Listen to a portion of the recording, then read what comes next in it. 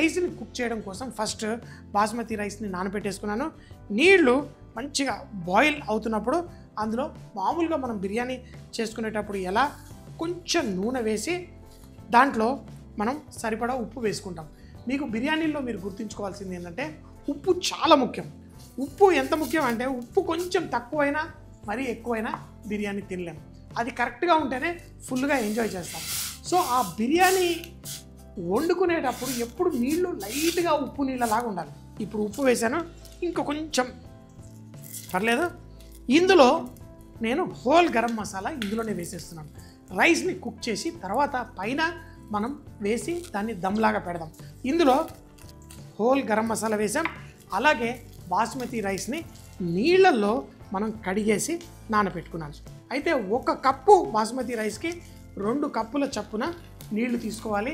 ఒకవేళ మీరు చిన్నవి 2 కప్పులు చేసుకుంటే కనుక నీళ్ళు ఎక్కువ పడుతుంది.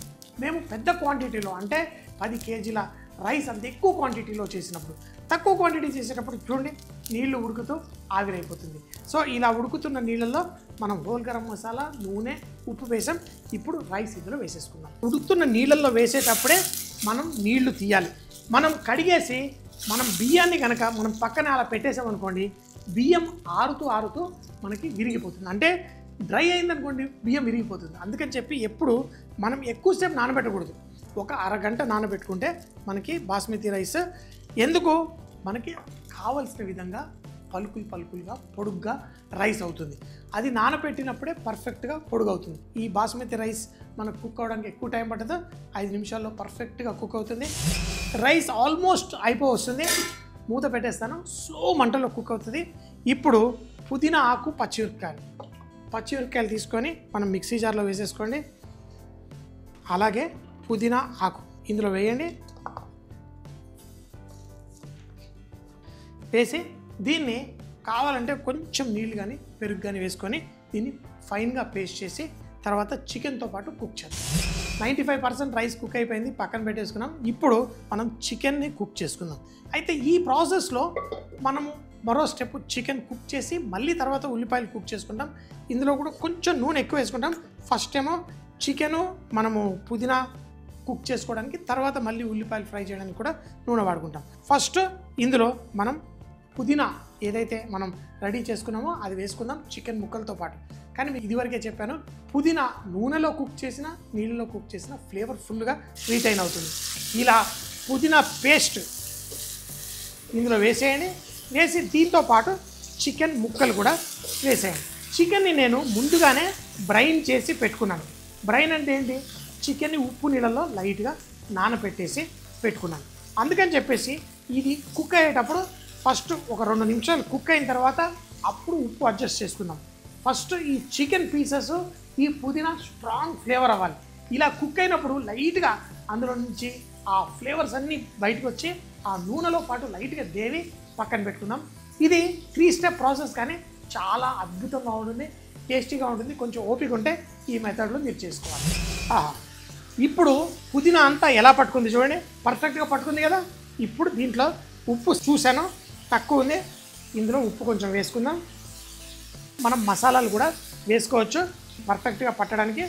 సో కొంచెం కారపొడి, తర్వాత కొంచెం గరం మసాలా, ఈ అన్నీ వేస్తున్నాం కదా, కొంచెం ధనియాల పొడి కూడా, ఎందుకంటే దీనికి పర్ఫెక్ట్గా పట్టాలి.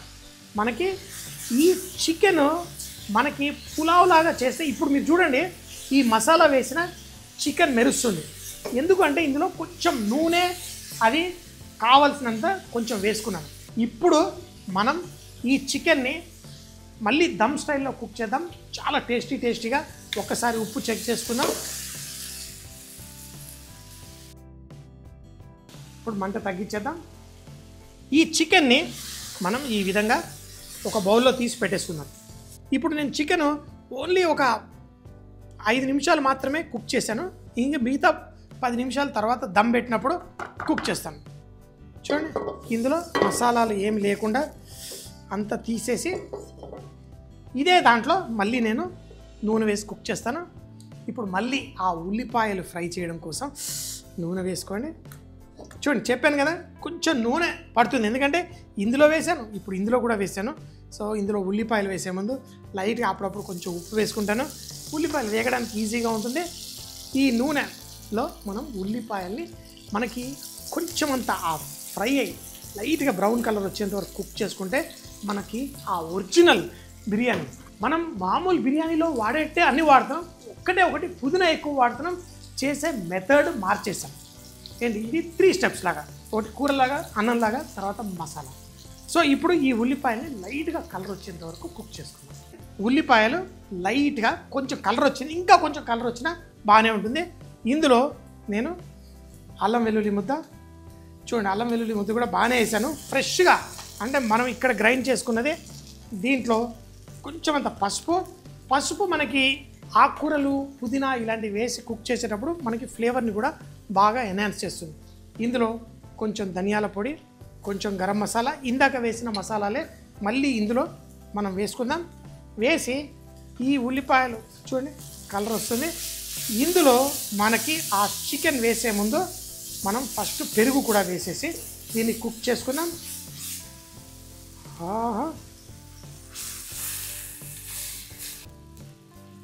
ఇప్పుడు మనకి ఆ పెరుగు ఆ ఫ్లేవర్ అంతా మనకి ఇందులో వచ్చేస్తుంది. మన రైస్ ఇంకా వేడిగానే ఉంది. చూడండి మనం పలుకుల్లా వేసుకోవాలి. ఇలా రైస్ని ఇలా పలుకులుగా మనం రెడీ చేసుకొని పెట్టుకుందాం. ఈ రైస్ వేసే ముందు ఫస్ట్ దీంట్లో ఈ పెరుగు దీంట్లో మళ్ళీ ఒకసారి ఉప్పు చూడాలి. కొంచెం తక్కువ ఉంది. ప్రతి దాంట్లో ఉప్పు చూసుకోవాలి, ఎందుకంటే ఏది తక్కువ ఉన్నా మళ్ళీ మనకి ఆ ఫ్లేవర్ మనకి రాదు. చికెన్ చూడండి, మనము అందులో వేసి నీళ్లు వేసి అన్నీ కుక్ చేస్తే కాదు. ఇందులో చికెన్ ముక్కలు వేసేసి లైట్గా ఇలా పరచండి. ఇప్పుడు ఈ రైస్ని మనం పలుకులుగా చూడండి ఎలా పలుకులుగా ఇందులో పడుతుంది. లైట్గా కలిపేసి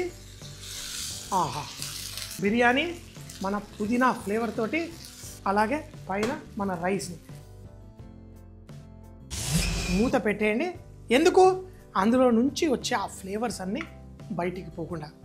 పెరుగు ఏదైతే కొంచెం పచ్చిగా ఉందో అందులో నుంచి స్టీమ్ వస్తుంది, ఈ రైస్ని కుక్ చేస్తుంది. మరొక 5 నిమిషాలు కుక్ చేసేసి స్టవ్ కట్టేయండి. చికెన్ పీసెస్ పర్ఫెక్ట్గా కుక్ అవుతుంది. మన బిర్యానీ చూడ్డానికి బాగుంటుంది. కావాలంటే మీరు కుంకుమ పువ్వు నీళ్లు కలర్ పైన కూడా వేసుకోవచ్చు, లేకపోయినా తర్వాత చాలా బాగుంటుంది. చికెన్ మనం స్లోగా కుక్ చేసాం. తర్వాత స్టవ్ కట్టేసి కూడా కొంచెం సేపు నేను ఆగాను. ఇలా చేసుకునే బిర్యానీ ముఖ్యంగా మన తెలుగు వాళ్ళకి సూపర్గా నచ్చుతుంది. మనకు ఆ మసాలా, ఆ బ్రౌన్ ఉల్లిపాయ, ఆ చికెన్ ముక్కలు, ప్రతి పీస్ మనకి ఎంతో పర్ఫెక్ట్గా మసాలా పట్టుకొని, మనం రైస్ చూస్తే కూడా అంత పలుకులుగా పర్ఫెక్ట్గా ఉంది. ఎంతో సింపుల్గా, ఎంతో ఈజీగా, టేస్టీగా ఈ స్టైల్ బిర్యానీ చేసుకోండి. 3 steps. First masala separate, chicken marination చేసి కుక్ చేసుకోవడం సపరేట్, అలాగే మన రైస్ సపరేట్. కానీ అన్నీ కలిపిన కాంబినేషన్లో ఈ రైస్ అదిరిపోతుంది. స్పెషల్ పుదీనా చికెన్ బిర్యానీ.